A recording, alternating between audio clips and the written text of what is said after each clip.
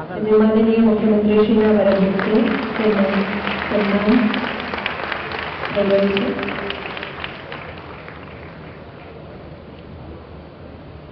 શાલ અને મોમેન્ટમથી આપણા સૌ માટે ઉદાહરણરૂપ છે. સૌ ખેડૂતો માટે ખૂબ ખૂબ અભિનંદન, ખૂબ ખૂબ આભાર.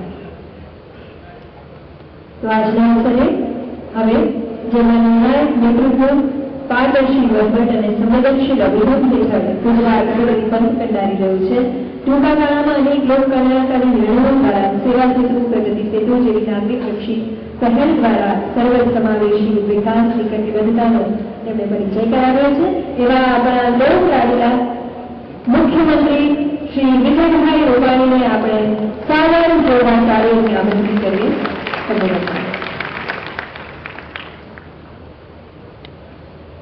આજના આ સહકારી સંમેલનમાં ઉપસ્થિત રાજ્યના નાયબ મુખ્યમંત્રી અમારા વડીલ આદરણીય નીતિનભાઈ, સેન્ટ્રલ ગવર્મેન્ટના મંત્રી એવા જ અમારા વડીલ આદરણીય પરસોત્તમભાઈ રૂપાલા, રાજ્ય સહકાર મંત્રી શ્રી ઈશ્વરભાઈ,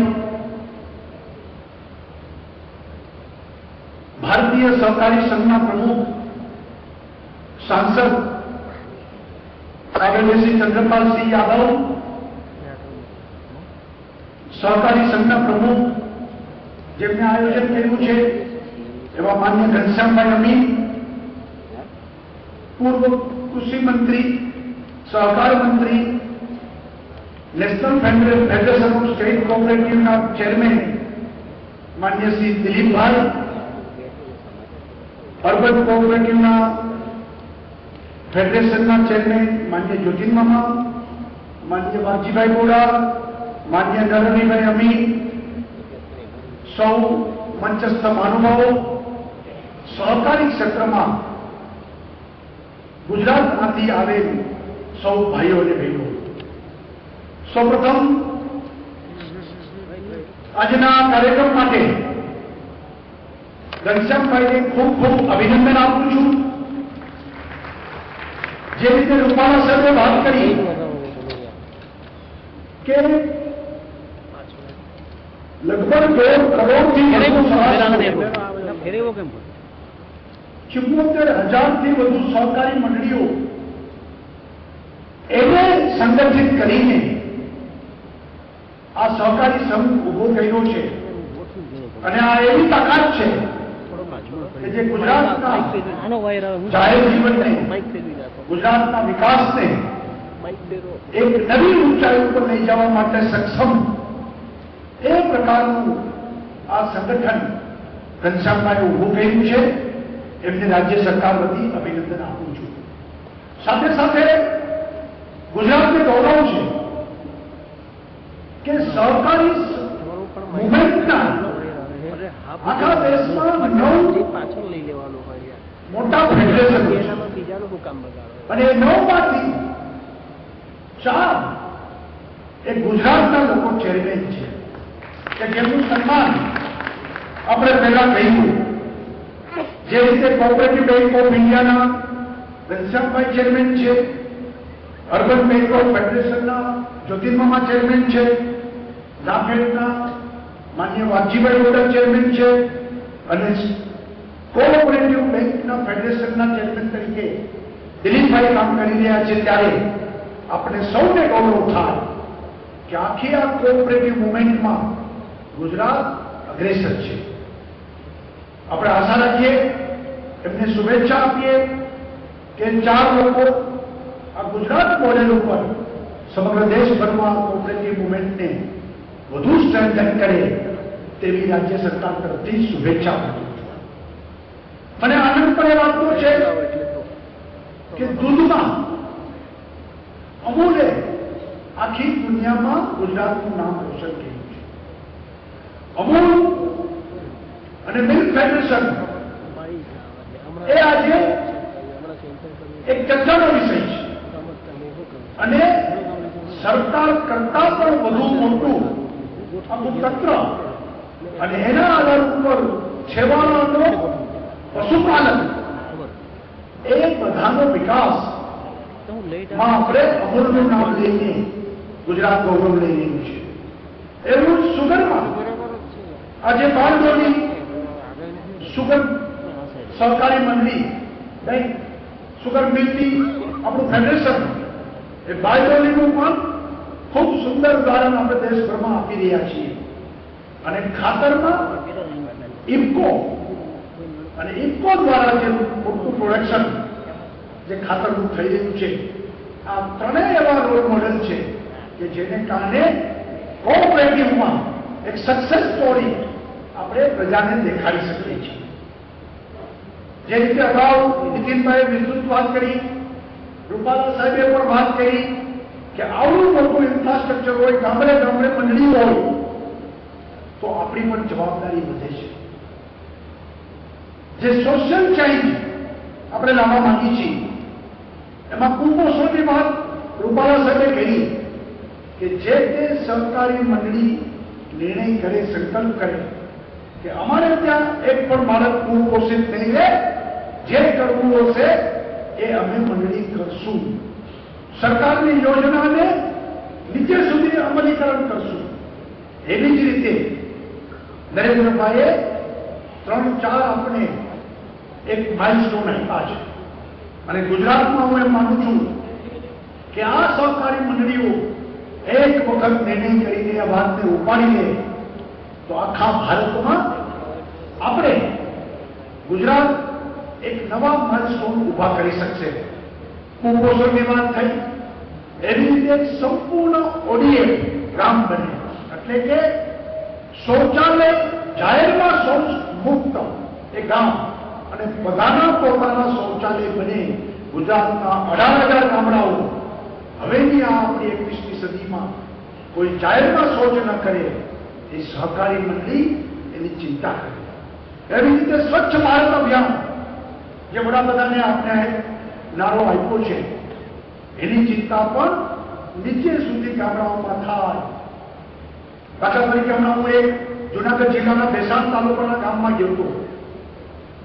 ત્યાં ગામના લોકોએ ગામનું જે ડ્રેનેજનું પાણી એને એક દેશી રીતે ટ્રીટ કરી અને એ બધું પાણી એમને સરકારી જમીનમાં ગૌશાળા માટે ઘાસ ઉગાડવા માટે એ પાણીનો સદુપયોગ કર્યો અને આજે એ ગૌશાળાને હાથ લાંબો કરવો પડતો નથી અને બધું પાણી એ ગામના યુવકોએ ભેગું કરીને એમાંથી ઘાસ ઉગાડી અને આજે ગામના પશુઓને ઘાસ પૂરું પાડે છે. તો સ્વચ્છ ભારત અભિયાન અંતર્ગત એમાંથી કમ્પોસ્ટ ખાતર, એમાંથી સ્વચ્છ પાણી દ્વારા આ ઘાસ ઉગાડી અને પશુઓની ચિંતા, ગૌશાળાની ચિંતા, પાંજરાપોળની ચિંતા, એવી રીતે દરેક ગામ સ્કિલ ડેવલપમેન્ટ માટે પ્રયત્ન કરે. સરકારની ઘણી યોજનાઓ છે કે ગામમાં કોઈ યુવાન કે યુવતી એટલે જે સ્કિલ ડેવલપમેન્ટ માટે તાલીમ જોતી હશે તો એ તાલીમ પણ એને મળી રહે અને બધા પોતે સ્વનિર્ભર બને, સ્કિલ્ડ બને અને એના આધાર ઉપર આપણે આગળ વધી શકીએ. અને આજના કાર્યક્રમમાં ખાસ કરીને એક વિષય છે કે કેશલેસ ટ્રાન્ઝેક્શન અને ડિજિટલ. આ વાતને આપણે સહકારી માળખામાં 100% લઈ જવા માંગીએ છીએ. જેમ કે રૂપાલા સાહેબે વાત કરી કે જીએમસી ટાઉનશીપ અને ગુજરાતની આવી 180 ટાઉનશીપમાં સરકાર આવનારા દિવસોમાં કેશલેસ કરી રહી છે. તો એ રીતે બધી સહકારી મંડળીઓ, સરકારી બેંકો, સહકારી બધા માળખામાં આવતા લોકો એ કેશલેસની દિશામાં આગળ વધે. રાજ્યના 200થી વધુ માર્કેટિંગ યાર્ડો છે. એમાંથી આપણે એ બધા માર્કેટિંગ યાર્ડો દુનિયામાં ક્યાંય પણ જે ચીજ વસ્તુની કોમોડિટીના ભાવ સાથે એને ખ્યાલ રહે કે મારી ઉપજનો ભાવ દુનિયામાં શું ચાલી રહ્યો છે, એના માટે ઇનામ એટલે આખી ટેકનોલોજીથી કોમ્પ્યુટરાઇઝ કરીને એ સોદા કરી શકે, પોતાનો માલ બધે વેચી શકે. એટલા માટે અત્યારે 40 માર્કેટિંગ યાર્ડ થઈ ગયા છે. વધુ 60 આપણે આવનારા દિવસોમાં કરીએ છીએ, પરંતુ બધા માર્કેટિંગ યાર્ડ એ ઇનામમાં જોડાય, ટેકનોલોજીનો ઉપયોગ થાય ભરપૂર અને ખેડૂતોને વધુ ઉપજનો ભાવ મળે એની પણ ચિંતા કરે. મને એમ લાગે છે કે સરકારે તો નીતિનભાઈ વાત કરી એમ સહકારી ક્ષેત્રમાં ગુજરાત એ નંબર 1 બની રહે અને સહકારી ક્ષેત્રને જે જરૂરત હશે એમાં રાજ્ય સરકાર એની સાથે છે. પહેલા પણ હતું, હજી પણ રહેશે. અને ભૂતકાળમાં જે રીતે 10% જંત્રીના ભાવથી જમીન આપવી, 5 લાખની સહકારી મંડળીને મકાન કરવા માટે પૈસા આપવા, આવી વિવિધ ઘણી બધી યોજનાઓ આપના બધાના સાથે ચર્ચા વિચારણા કરીને સરકારે કરી છે. હજુ પણ આવનારા દિવસોમાં આ સહકારી મુવમેન્ટ એમાં ક્યાંય નોળો લાગે નહીં. ગમે તેટલી સ્પર્ધાનો યુગ હોય એમાં સહકારી ચળવળ ક્યાંય એમાં મંદી ન આવે, ક્યાંય એમાં મૂંઝાઈ ન જાય એની ચિંતા કરવા સરકાર તત્પર છે.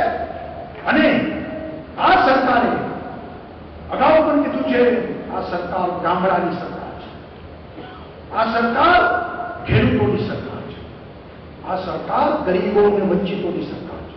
અને એટલા માટે એને જે જરૂરી, જે આવશ્યકતા હશે એમાં સરકાર ક્યાંય પાછું પાડીને જોશે નહીં એની હું ખાતરી આપું છું. આપ સૌને ખૂબ ખૂબ શુભેચ્છા આપું છું કે સહકારી મંડળી દ્વારા છેવાડાના માનવીનું ઉત્કર્ષ અંત્યોદયની ભાવનાથી આપ સૌ કરો છો. એ વધુ ને વધુ સારી રીતે આગળ વધો.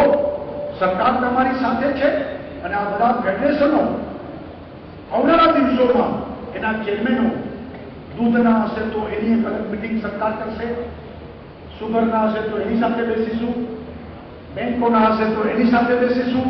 અને એમાં જ્યાં કંઈ સરકારની આવશ્યકતા મદદ અને જે સુધારા વધારા અથવા તો મદદની આવશ્યકતા હશે ત્યાં સરકાર ખુલ્લા મનથી તમારી સાથે ચર્ચા વિચારણા કરી અને આગળ વધશે.